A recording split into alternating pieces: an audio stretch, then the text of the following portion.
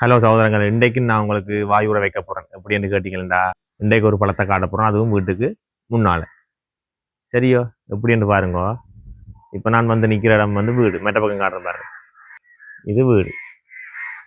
இங்கே பாருங்க, வீட்டு இதில் முட்டுது. பழத்தின் பெருசையும் பாருங்க. இந்தா இதுலேயும் உண்டு, இந்தா இதுலேயும் உண்டு.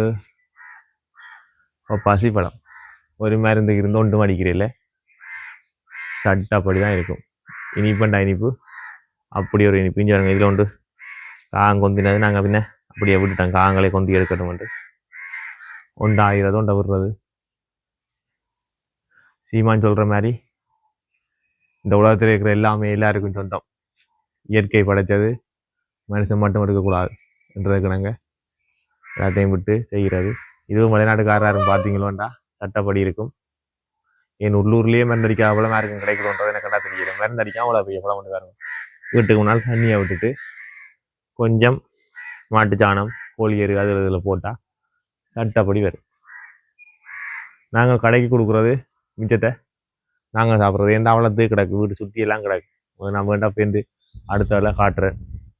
இன்றைக்கு இந்த பழம் தான். உங்களுக்கு இந்த பழம் மருந்தடிக்க கிடைக்குதோ இல்லையோன்றதை கமெண்ட்டில் சொல்லுங்கள். நன்றி, வணக்கம்.